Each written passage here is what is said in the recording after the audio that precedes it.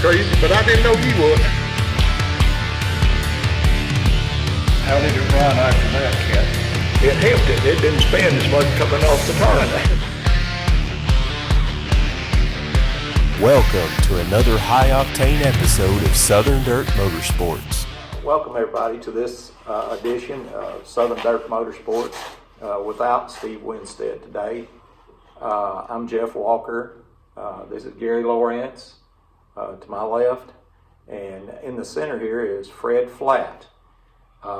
He's a second generation racer who's raced all over the Southeast and all over the Upper Cumberland, and we've got the honor today to be able to interview him and talk about racing. And with his dad starting racing before Fred was actually born, it's a long legacy of racing in this family. These guys started back in the old coupe days and sedans, and we're going to talk about that. And then Fred's still involved in racing today, and his brother Gary. So many years of racing to talk about today. And we're going to start with Fred. Fred, your dad started racing, you said, in probably 1949. I think it's 47 to 49, somewhere in that area. I'm not sure. We've got an old picture here, and it's of a 35 Ford, and your dad's in the car, and he's sponsored by Flatt's used parts and junkyard. So he had a junkyard. He is on Highway 70, like going toward Monterey. Back then, they didn't have the interstate, just regular Highway 70. Him and his first cousin had a junkyard, and that's where that car right there was built. That's pretty neat, isn't it? Didn't know nothing about racing. So his dad hadn't raced or anything like No. that. He just started racing, your dad did. And you don't know how he got interested. You don't know if he just started out by going to the races. I think just going to the races, Jeff. Yeah. And tell us the story about the number on the side of the car, the 73. Well, they couldn't come up with a number, so Dad said, well, I'll tell you what, the number, the telephone number at the junkyard was 73. He said, that's what we'll go with. That's pretty interesting there. That's a very low phone number. Yeah. That's been a lot of years ago, isn't it? A long time ago. But so some of the tracks that they used to race at, Gary was telling me on the way up here that the Cookeville actually had a racetrack here. At Yeah, they Speedway. used to have one up here on Highway 70 behind the old Dipsy Doodle restaurant over there next to railroad tracks. That was in the 34 model coupe area. Yeah. It's And this out here where Claude Rice run up here, it was what year do you think he started up here? Somewhere along 57, 8, 9, 57, something like that. The But they still run the old coupes back in. yeah. And also, you had Burgess Falls, right? I can barely remember Burgess Falls. I don't think it lasted very long. The racetrack didn't last No. very long. Okay. I think. So mostly y'all raced up at the Cookeville Speedway Right. here. And also, did y'all go to Hillham and places like that? Hillham's when I first started. Up at Hillham. My first race up there was, never been in a race car in my life. Went up there and qualified, and I think I finished third in my first race. Oh, that's pretty good. Oh, I was sitting on the moon. Yeah. How was it growing up in a racing family? I know at one time, your brothers Gary and Jerry also raced. Did y'all all race then? Yeah, at all one time. together Y'all at did. one time. How did y'all all still live in the same household, or? As far as I can remember. How did that go? Mama was the one that cracked the whip. Yeah. She kept everybody in line. Yeah. Yeah, I lived right over here, probably a mile from here, and she'd make out a list what I had to do to that car, because she'd hear us talking, Yeah. And if I wasn't here by a certain time, she's on the phone. You better get over here right now. Because there's a lot to do. Oh, she loved racing. Oh, that's great. And Did, she did right up until the end. Yeah, When she yeah. passed away. She I can always remember loved her the always races. being, she's always at the races, wasn't she?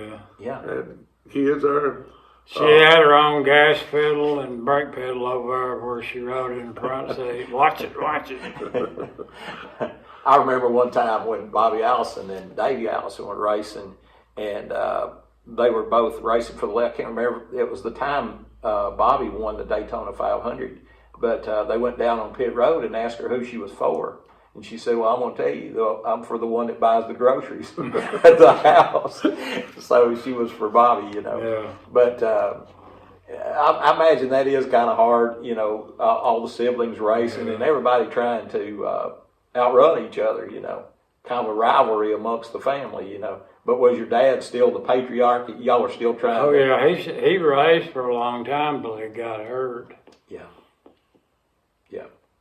So, like you say, this kind of was a hotbed for tracks around, and I'm sure y'all traveled to McMinnville and to, did they have a track at Crossville at that time too? Long time ago, but I can't remember exactly Never going when up it there. started. And they had one at Sparta. Out there at that old, you remember where the old Wilmar Market was? You going out there about a half a mile, and it was on the left out there. Down below the school there. Yep. It was, yeah. I remember. We went to that one. That when y'all rode up, then y'all was around because I can remember back in you helped your daddy some with it, and the old car and stuff there. So y'all got right on into it. Then when you got what age was you when you started racing? I was working at Pepsi Cola up there.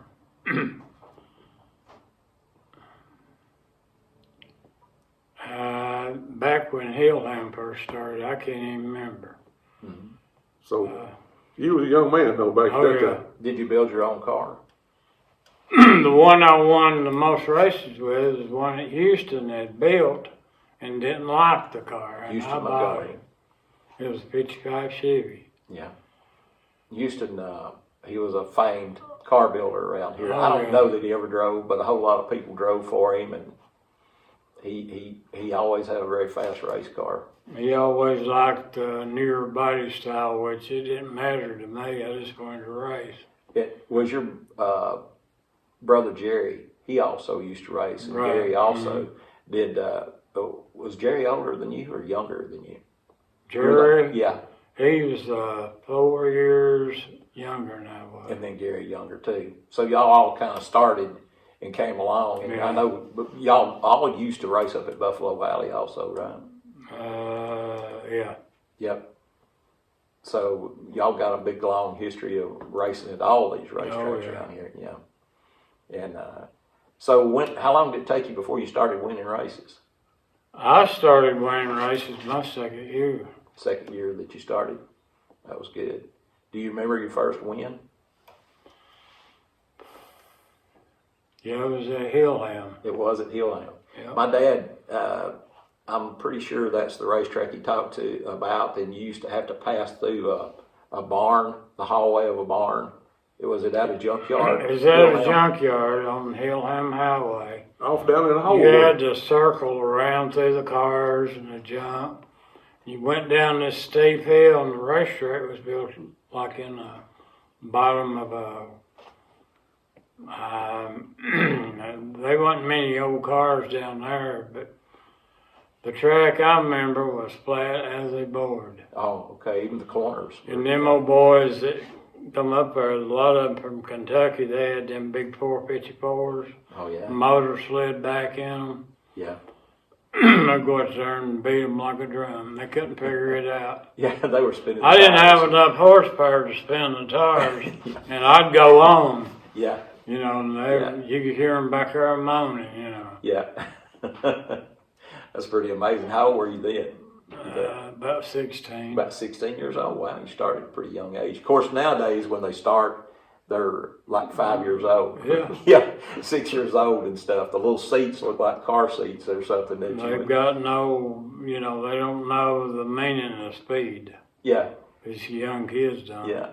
Up at Crossville, they have a class, Gary, where they run front wheel drives, and they have a junior class. And these little boys, I think he told me he was 8 or 9 years old. I couldn't believe it. You know, little And a boys- booster set up in the regular chair. They had it tied down, and here the the steering wheel is right here, Yeah. and they fixed some kind of throttle on it, where Yeah. it could reach you. Yeah, and he goes out there and drives. I wouldn't, I remember I tell people that they wouldn't let us in the pits. Back then, you had to be a certain age to go in the pits, right? Yeah. I mean, when I started, my dad signed his life away trying to get me in the pit. So, Yeah. and they didn't want me in there at all. So I know how it was back Yeah. then. So when you started winning races, you was hooked then, right? I mean, of course, you were hooked anyway. Growing up the way you did, and you didn't really have a choice. I mean, you're going to race, right? Couldn't wait to get home of the evening to work on the car. Yeah. Well, Yeah, that's right.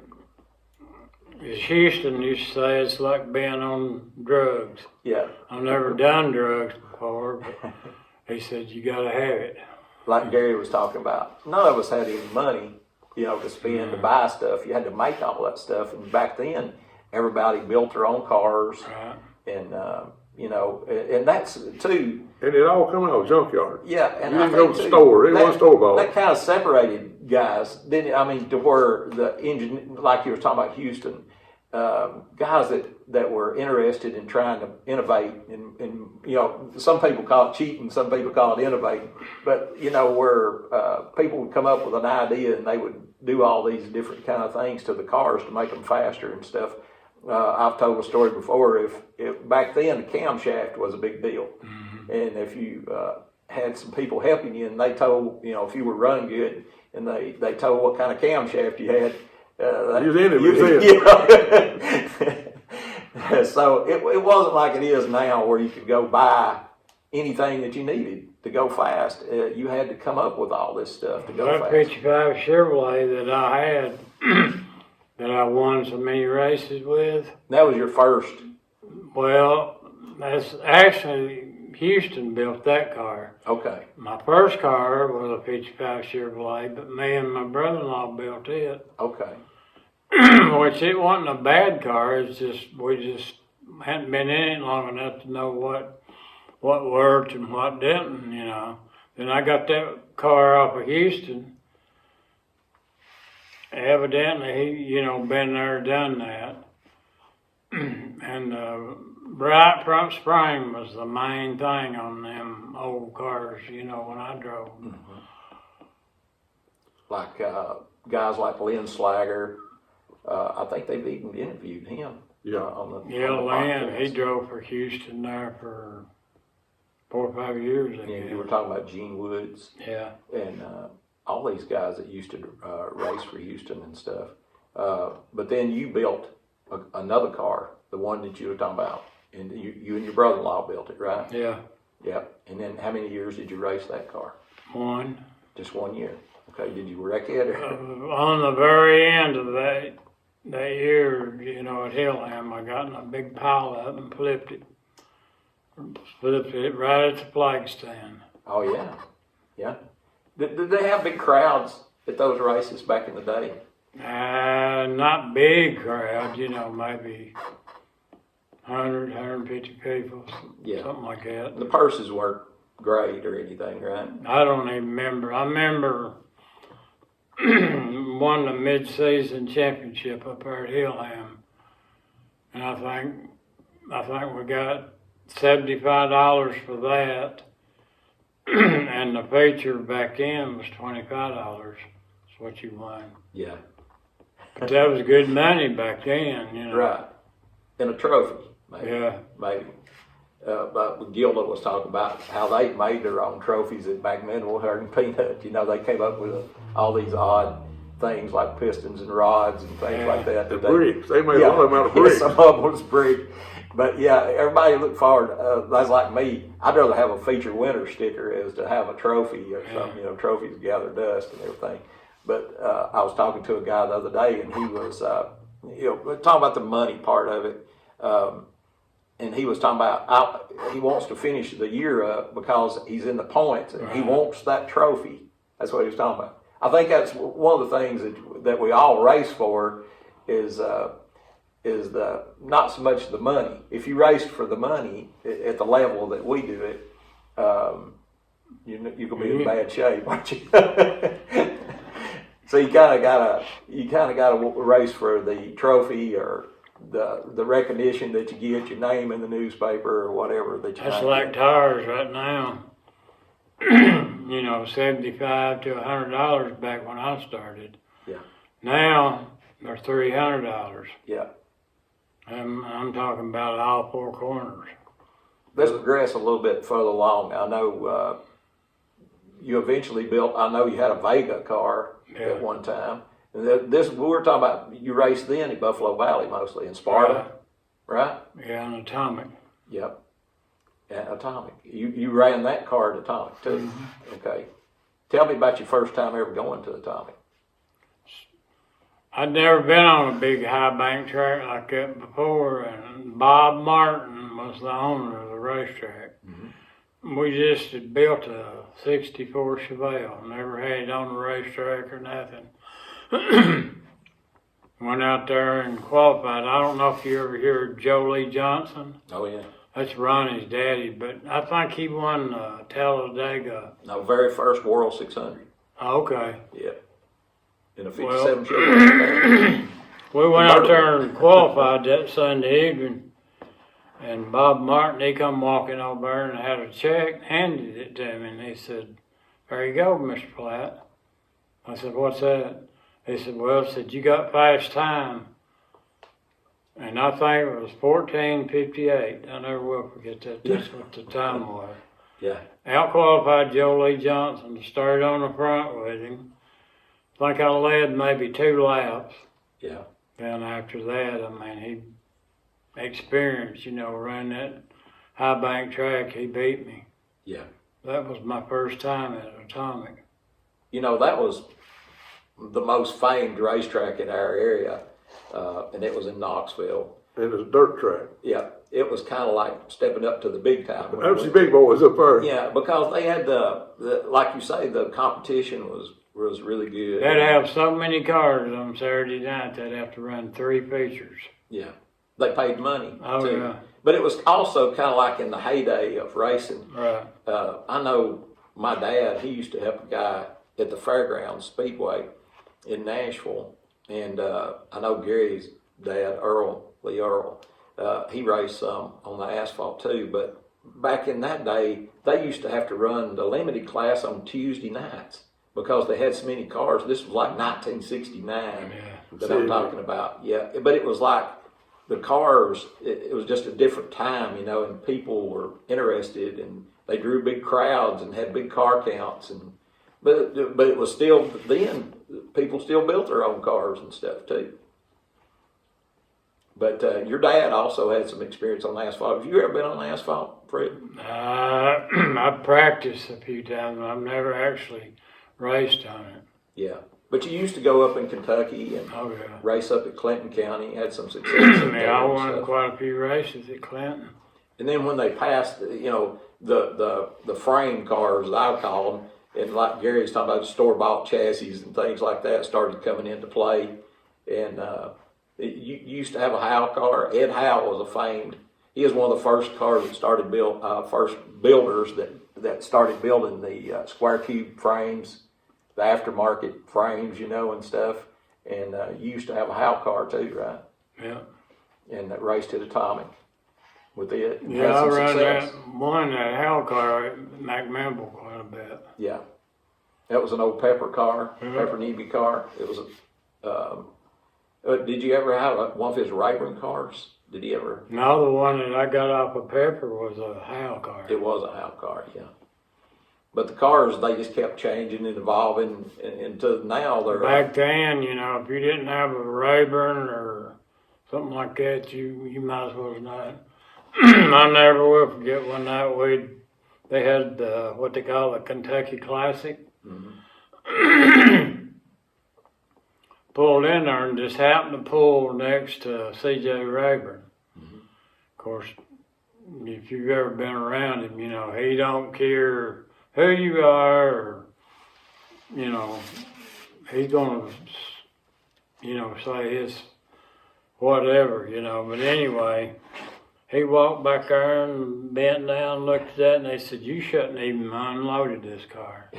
I said, "Why is that?" He said, "Them old pull bar cars," he said, "they won't run on there." I said, "You needed I think they were called Swing arm. swing arm or 3-lane. Mm-hmm. It just so happened that we qualified the stagger of it.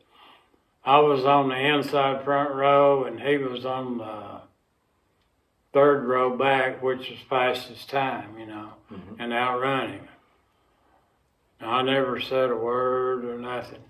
He'd get down there, and he'd still look at that, and he says, "What kind of bars you run on that?" And I said, "Some I got off an old Rayburn car," you know. It really made him mad. Yeah. Rayburn, he was a real character.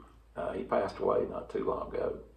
But he left a legacy of race cars that he built over the years. And I think at one time everybody had a Rayburn car. If you didn't have a Rayburn, you wasn't no race car driver. Jeff Purvis kind of made them famous, you know. Did you ever get to race with Jeff? And do you recall any times that Jeff you run across Purvis, Jeff? he used to come to Buffalo Valley. Yeah, that's where he started, really. Yeah. Yeah. Well, he come out there, man. Well, you run with him out there some too, didn't you? Yeah. So he run out there Yeah. quite a bit. You know, Jeff, he was a great racer and went on to do asphalt racing and things like that, and where he eventually got hurt and he had to give it up. But at one time, he was the premier guy for this area. If you outran him, you ran good. There was a man and his son run. They were from Clarksville. Chester Albright. Who? Chester Albright. Albright. Yeah. It seemed like Albright and Purvis. Every time they'd have a big pan purse, they'd be there. Yeah. Those guys would always come. Oh, yeah. You raced quite a bit out at McMinnville also, didn't you? Oh, yeah. They ran out by the airport. Yeah. Do you have any recollections of going with your dad out to the old McMinnville racetrack? I can remember going. Yeah. You can remember being out there. That would have been a long time ago. Oh, yeah. So what year did they stop racing out there, Gary? 1960, the fall of 1967. Yeah. The week of the fire, which that was last week. Your dad won the last race that Yeah. you raced out Yeah. there, didn't he? He won the last race, and then he won the first race at the other track over there. Yeah. So, I don't remember how many years it was apart, maybe 4 or 5 years, wasn't it, Fred? Probably. From one that built one to the other. But, yeah, things have changed so much. That's what me and Jeff was talking about over the years, that we tried to run as long as we could run a homemade car. And then when it went to store-bought cars, that wound us up. We was out then. But y'all went on. I'm glad y'all went on and had good cars and Yeah, I thought when they quit running coupes, it it was was the done. awfulest thing ever was. Yeah. When they started running them other cars. I thought, man, I don't ever like this. Well, there was time back there, I can remember at Winchester, where the guys that had the full body cars, like we call them, which would have been a 55 Chevrolet. Back then, most of them had 55 Chevrolets, but they were basically boycotting running with those other cars because the cars were so much lighter and they were so much faster than them cars. They used to kind of try to mix them up, and race them some. I remember that right on the end, but they had to do away with that because, like you say, the full body cars eventually just took over and stuff, which they had to. Right. I mean, it was just what it was coming to, and it's the same way like now.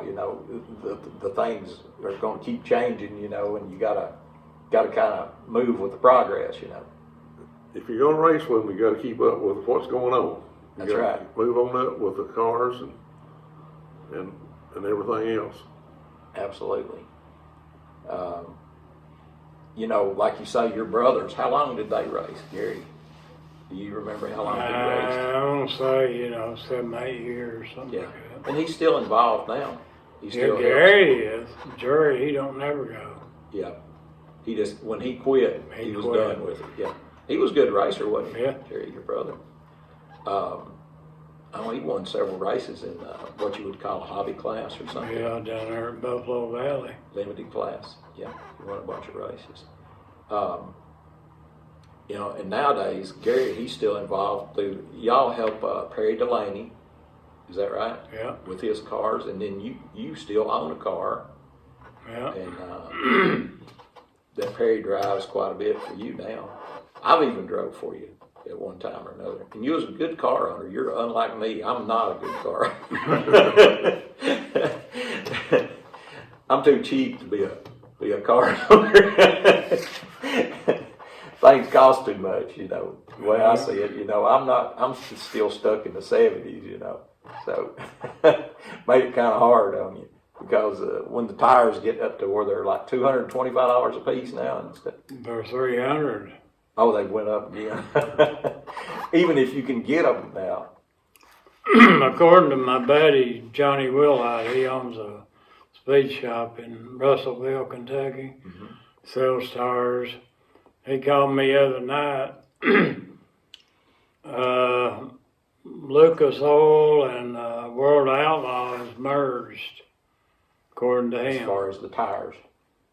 That's all they're going to have. They ain't going to be a. I don't know if they're going to call it World Outlaw or Lucas Oil or what, but they went together. And that's the kind of tire, and they're going to run one tire only. It's like now they run D55s and stuff like that. It's going to be a one tire rule only, left side or right side tires. And you know how they run the shock behind the rear end now? They call it the droop rule, where they can go up so high, they're going to do away with that. Mm-hmm. Have one shock in front of the rear end is what they're going to do. Oh, okay. That's what I was told. Right. That's going to be a whole different ball game, isn't it? I know nowadays,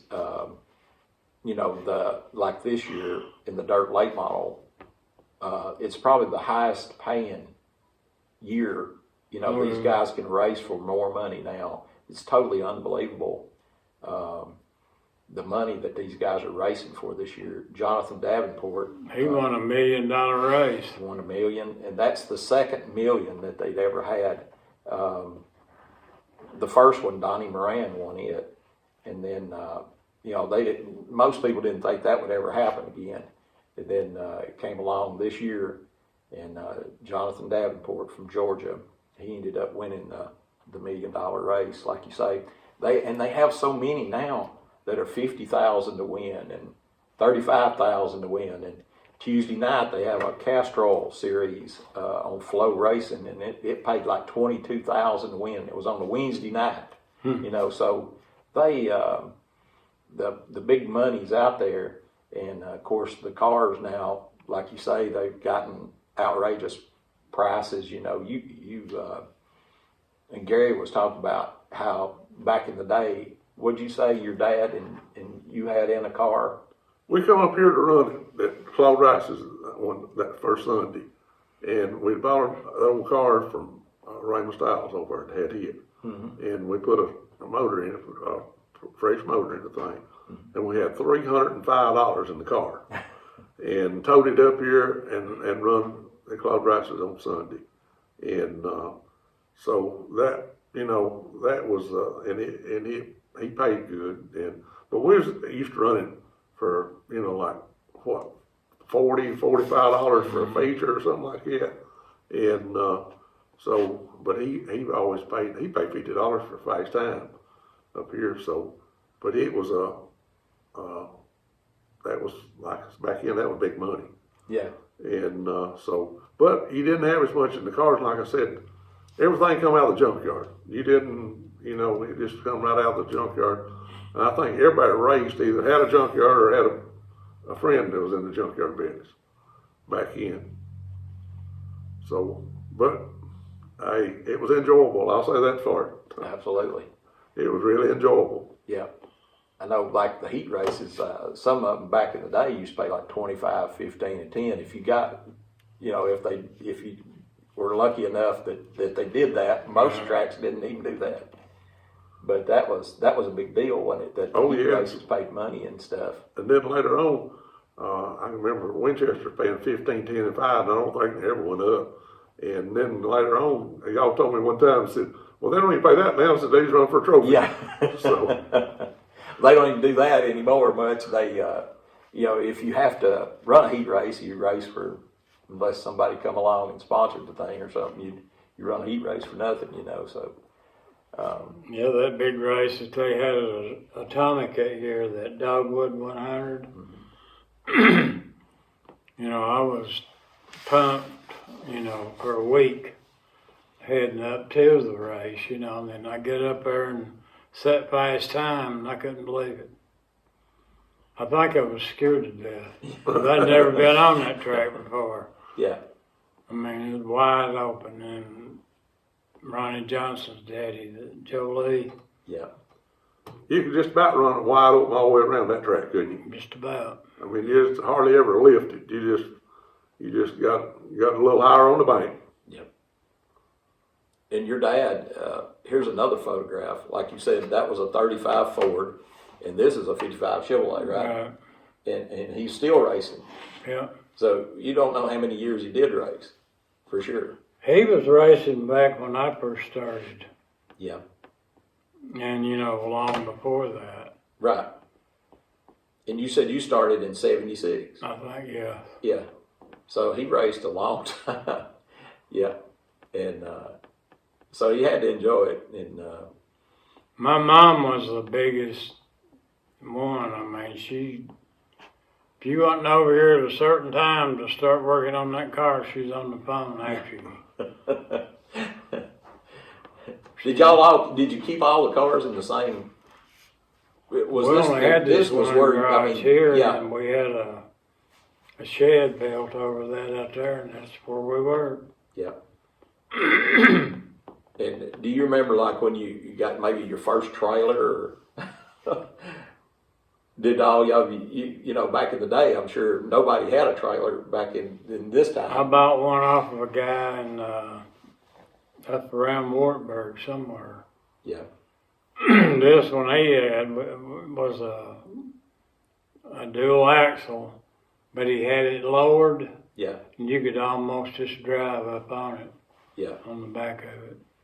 But like back in the day when your dad ran and stuff, nobody had a Had trailer. a tow bar. Gary was telling about a story coming up here about having to be in the race car. You'd have to take one of the axles out, Yeah. In order to tow it, and also change the right front. At that time, they had most of them had a straight axle, of course, and they had a big right front tire, and they had a little stagger. left front tire. Yeah, they had stagger in there to make them turn, and it's kind of like a cup where you set the cup, the big end, and the little end, the big end will go around and make it turn. That was the same principle as stagger. In a race car, they ran the smaller tires on the left side and the bigger tires on the right side to make them go left. So when you wanted to tow it, though, you wanted it to go straight. It was a different story, wasn't it? So there's been a whole lot of adventure. Y'all were always lucky about maybe not tearing the car up and being able to get it back home. Right, Yeah, exactly. yeah, absolutely. Back, I've rode from here back home with the front end being up on it or something or other. Have to hold that thing, them tires just crying and squalling all the way back. You'd have to hold that steering wheel as tight as you could to hold it straight and tow it back home. Okay, this car right here, that was the 35 Ford. Never did remember ever going to any of the races except behind the old Dipsy Doodle. They used to race over there. And that's when they had the coupe and all that. I can barely remember that. the guy that used to drive Jeff's dad's car. Bernard Smith. Johnny Jack. Johnny Jack. Yeah, this is a great photo. It's got Earl Lorance and Purvis, a bunch from McMillan's in that, right? a whole bunch of guys from McMillan. And that's his dad's, that's his dad's standing there. And Lewis Flatt. Yeah. Yep. And That's that's a from great 1964 right there. 1964 is unbelievable. That they had all these things we were just talking about. Like my family, they didn't evidently own a camera because they didn't have any pictures. And Gary says they just have a few in their family. But Fred, he's got a whole bunch of these old albums and paper clippings and photographs. It's really amazing. My mom, she's a firm believer in keeping that stuff. Okay, now we're gonna go up here. And this was Fred's dad, Lewis. Yeah, that's not for sure. I think that's Buffalo Valley days right there. Okay, And like 1980. 80, yeah. This right here was taken the first time I ever won a feature at Duck River Speedway. Actually, I think it's the first time we ever raced over there. That's really neat. Of course, the Duck River's still going today. Oh, yeah. And that was the first time we went to Atomic. This car right here had actually flipped in the air. And this, when I come through there, I just got lucky. I drove under the car. Well, You were driving this car, yeah, the 33 car, yeah. for someone else at the Atomic, right? I had bought that car and hadn't never changed the number on it. Oh, okay. But You that know, was in 2006. Randy Walker. Okay, you bought it Right. and raced that car at Atomic. Okay. Any other photos? Well, the 43 car, that was Daddy's car. Then after Dad got hurt, Gary bought the car and then he started driving it. Okay. Yeah, this is my mom. We had bought this car off of Gabe Sales. I don't know if anybody's ever heard of him, but he used to run at Overton County Speedway, which was Hillham. And, of course, she's the one that took most of all these pictures we got here. This is Jerry, my middle brother. He bought that car. I forgot where he bought it at. And he actually won several races at Buffalo Valley with it. And This car right here is a car that was a former race car, and Fred's took and restored it and made a street rod out of it. It's in Fred's garage, and that's where we're doing all the videoing for the show today. And then this is Fred's current late model car. Fred, you want to get over there and just that he has today. And Fred's still very active and very involved in racing even today, and looking forward to another 40 years of racing. Right, Fred? probably, yeah. With this, we're going to end this podcast today with Fred Flatt and Gary Lorance. I'm Jeff Walker, and we ask that you please subscribe and like Southern Dirt Motorsports podcast, and we'll see you on the next episode. Thanks.